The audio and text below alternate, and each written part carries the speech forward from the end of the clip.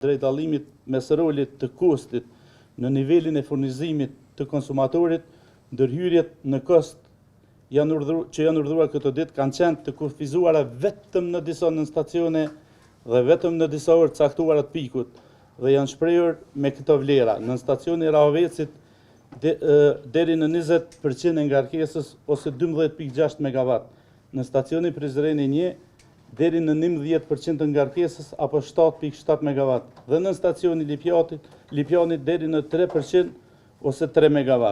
Në një rast të vetëm të izoluar është ndërmarrë edhe një ndërhyrje minimale në stacionin Gjilani 1 dhe këto masa teknike janë marrë për të siguruar rrjetin nga çdo reduktim tjetër që qytetarët mund të kenë ndier në nivel të furnizimit dhe nuk është shkaktuar nga pjesa tjetër.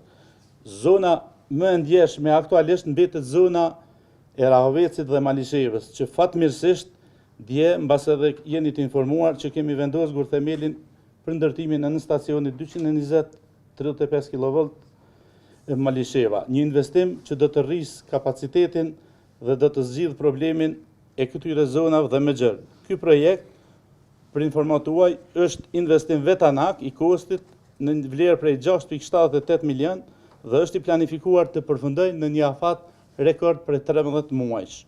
Në të njëjtën logjik të forcimit të rrjetit dhe për të shkarkuar ngarkesat në stacionin Prizreni 1 dhe për të garantuar kapacitetet e mjaftueshme transmetimi, kemi parapar ndërtimin e nën stacionit Dragashi, i cili do të adresoj kërkesat e Dragashit dhe do të shkarkoj një pjesë të nën stacionit Prizrenit dhe qytetit Prizrenit në përgjithësi.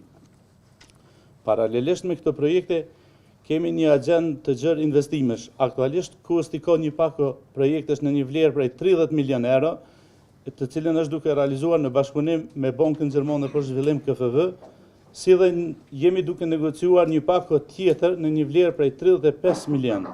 Këto investime pritet të rrisin kapacitetet transmetuese në të gjithë vendin dhe të krijojnë hapësirë reale për integrimin e burimeve të reja të ripërtërishme për një sigurime të lartë operative dhe për më pak kufizime teknike. Për situatën aktuale, ekipet tona të mirëmbajtjes dhe operimit janë të mobilizuara 24 shtatë dhe janë në gatishmëri për të reaguar me njëherë në çdo nevojë teknike e cila eventualisht mund të paraqitet. Gjithashtu ne po bashkëpunojmë ngushtë edhe me operatorë dhe institucionet relevante për të koordinuar veprimet që prekin stabilitetin e sistemit. Për transparencë, kosti do të publikojë rregullisht në web faqe, linkun e kemi aktivizuar sot, të dhënat për ngarkesën dhe masat për menaxhimin e saj. Ne besojmë se transparenca është pjesë e sigurisë ku publiku ka informacion të saktë. Pritshmëritë bëhen realistike dhe vendimarrja bëhet më e matër. Në fund dua të theksoj se sfida kryesore është menaxhimi i pikut. Çdo ulje e konsumit në orët e ngarkesës, kur ajo është e lartë, e ndihmon sistemin të mbetet stabil për të gjithë.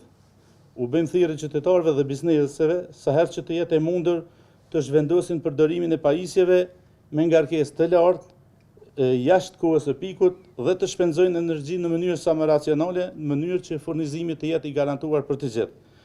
Ne do të vazhdojmë të investojmë, të operojmë me standarde të larta dhe të komunikojmë hapur, sepse mendojmë se energjia e sigurt është themeli i ekonomisë dhe i cilësisë së jetës. Faleminderit. Mbase këto janë shumë pyetje, po do t'i shkëqisim me radhë. Për informacion tuaj, edhe pse ne vetëm operojmë me rrjetin, momentalisht janë 4 bloqe në punë, të cilat po prodhojnë diku në rreth 800 MWh. Ndërsa konzumi sot është, sepse konzumi e keni parasysh është për çdo moment i ndryshueshëm, çdo orë, po aktualisht është rreth 1400 MW për orë. Kjo sa i përket prodhimit, sa i përket kapaciteteve, kapacitetet transmetuese, të cilat ndjekin një metodologji të përllogaritjes, nga përllogaritjet që dalin në kompaninë tonë, ne i alokojmë në zyrën për alokim të kapaciteteve si kao, me Selin Podgoricë, duke qenë që jemi një nga 9 pronarët e asaj zyre dhe ato kapacitete duke ju nështruar legjislacionit përkatës përdoren nga palët përkatësisht blihen dhe shiten me qëllim që në rastet kur kem nevojë për shkëmbime ato të jenë të gatshme dhe t'ju mundson palëve të bëjmë këto shkëmbime të energjisë. A keni kompetencë me i mbikëqyr edhe me ndalu ose mos me leju këtë monopolin e çmimeve të transportit të rrymës? Ne në përgjithësi procesi është i monitorohet pineve, por mbikëqyrja bëhet nga zyra e rregullatorit të energjisë, ndërsa ne procesin e operimit e realizojmë ne duke i ofruar në platformë dhe duke prapë them është një metodologji e cila është e pranuar nga nën operator dhe e cila është obligative duke qenë që ne jemi edhe pronar, po jemi edhe shfrytëzues të platformës SICAO. Edhe për çmimin sa është importuar minimale dhe maksimale atëni për çmimin ndoshta na kish ndihmu Albani, Albani është drejtori i departamentit të tregut dhe Arbri është drejtori i departamentit të sistemit, që janë këtu me mua dhe do të na ndihmojnë për pjesën e të dhënave teknike. Sa herë që kemi nevojë. Mesatare sa ka qenë gjatë vitit 2025? Okej, i kam disa mesatare dhe më thonë prej Alpexit edhe Hupexit. Çmimi mesatar i energjisë elektrike në Alpex, dhe më thonë në shtator ka qenë 109 euro, në tetor 126, nëntor 111 dhe në dhjetor, dhe më thonë i fundit është 127 euro për megawatt orë. To janë çmimet e Alpexit, të cilat janë goxhat parafërta edhe me çmimet e Hupexit, do të thonë e cila shërben si pikë referente për komplet regionin. Shembull në muajin dhjetor, çmimi i energjisë elektrike në Hupex, që është bursë jashtëzakonisht e zhvilluar, ka qenë 121 euro, apo rreth 6 euro diferencë në mes të Alpexit dhe Hupexit. Që do të thonë është në këto margjina, do të thonë në këto nivele është relativisht ndryshim jo i lartë. Njëkohësisht në muajin nëntor, çmimi në Alpex ka qenë 111 euro, kurse në Hupex 124 euro, apo do të thonë çmimi në Alpex ka qenë rreth 12 euro më i lirë, rreth 13 euro do të thonë më i lirë se sa çmimi në Hupex. Çmimet gjithsesi do të thonë ndryshojnë për shkak se ato përcaktohen nga tregu. Alban, ti na i tregove apo çmimet me të cilat blehet rryma, po jo domosdoshmërisht me çdo çmime rryma vjen në Kosovë, apo për shkak se ka kosto dhe transporti. A e kit dhonat me kosto me transporti? Okej. Tash te çështja e Alpexit, siç edhe keni qenë të informuar, domethënë më herët tregu Kosovë Shqipëri është i bashkuar. Domethënë kjo i përfshin komplet kostot të cilat rrjedhin si raport i transmetimit të energjisë elektrike nëse vjen nga Shqipëria apo nëse shkon nga Kosova në Shqipëri. Kurse të çmimet e transmetimit, siç e tha edhe kryeshefi, janë subjekt i një sistemi elektronik i cili është në SICAO në qendrën e ankondeve koordinuese në Podgoricë, edhe është e rëndësishme me u teksu se në atë ndërmarrje janë pjesë edhe disa shtete të Bashkimit Evropian, të cilat i tregtojnë kapacitetet e tyre në atë platformë dhe përmes atij mekanizmi regional të cilin e kemi ne. Ne do të thonë vazhdimisht marrim informacione nga SICAO në baza ditore, edhe njëkohësisht gjithsesi i raportojmë edhe ato të zyra rregullatorit të energjisë elektrike, i cili edhe një herë siç e tha kryeshefi është përgjegjës për monitorimin e rrjetave, domethënë për monitorimin e tregtimit të kapaciteteve në SICAO. Kurse Kosovë Shqipëri, domethënë tregu është i bashkuar edhe energjia rrjedh, sepse kapacitetet janë implicite vetëm se të alokuara për këtë kufi. Edhe një pyetje. Pra, lidhur me problemin me ndërprerje, i kom pa apelet që i ka bë Kosti vitin e shkuar. Pra, edhe në postimet vitin e shkuar thuhet që problematika është Malisheva, Raveci, Ferizaj, Lipjani, Gjilani. Edhe apeli që e keni bë para disa vite i përfshin njëjtat komuna.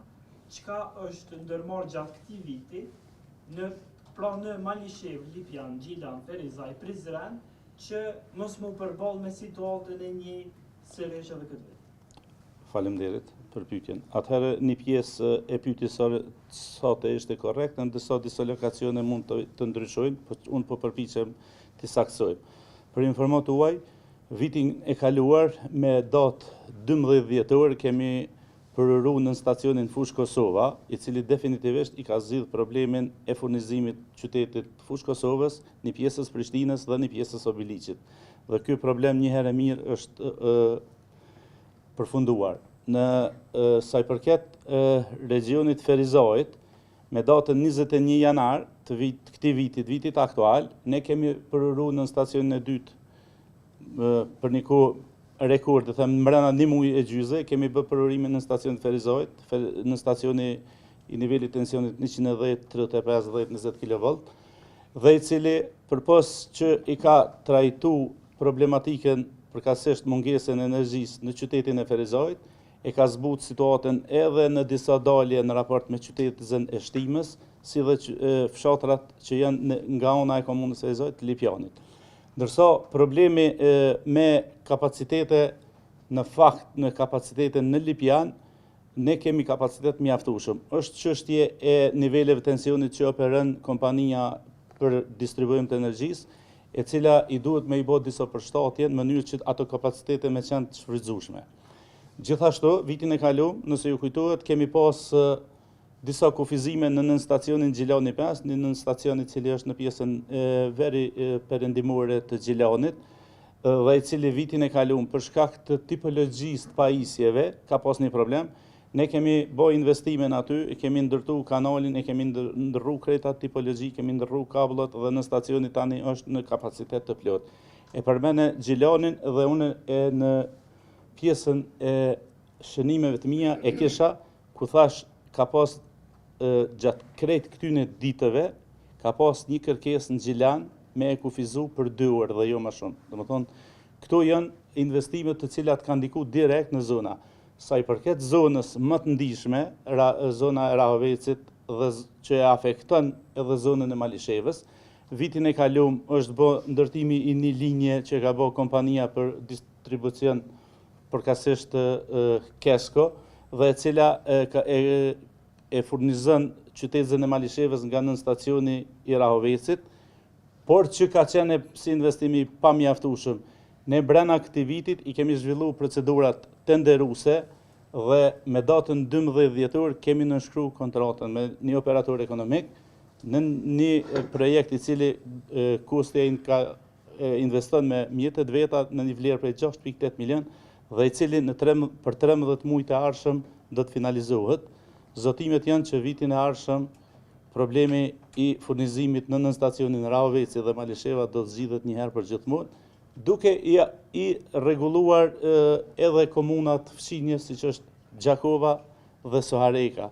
Ato momentalisht nuk kanë probleme, por duke qenë që janë në komuna në afërsi, përkatësisht rrjeti i tyne është në afërsi të në stacionet Malisheva dhe Rahoveci, aktualisht një kontribut madh japin në stacionet nga këto qytete, nga qyteti i Gjakovës dhe nga qyteti i Soharekës. Kjo është situata e këtyne reduktimeve. Ndoshta e merr dikush fjalën apo patjetër, këtu jem për juve. Domethënë dhe vetëm për juve. Duke qenë jo si kost të pjesës së kau. Nëse e vreni që ka keqpërdrim ose nëse ngritën dyshime për keqpërdrim, a keni kompetencë me ndalu një kompani të caktuar për vlerën e kapaciteteve? Të gjithë operatorët, të cilët bëjnë transaksione në zyrën për alokim të kapaciteteve si KAO, janë të licencuar nga autoritetet përkatëse, bazuar në ligj. Ne si operatori i transmisionit nuk e kemi atë drejtë. Kjo drejtë është në instanca tjera, duke qenë që edhe ne vetë licencat na i sigurojmë nga zyra e rregullatorit të energjisë. Domethënë, ne e menaxhojmë, e operojmë me ato, por në aspektin e licencave ne nuk kemi asnjë lloj kompetence. Dhe të jemi krejt sinqert, ata licencat i sigurojnë në baza legale. Është çështje masanej e monitorimit të punës dhe aktiviteteve tyne se si ata operojnë, nëse janë apo jo me konform rregullave. Po ata të drejtat e licencave i sigurojnë në bazë legale.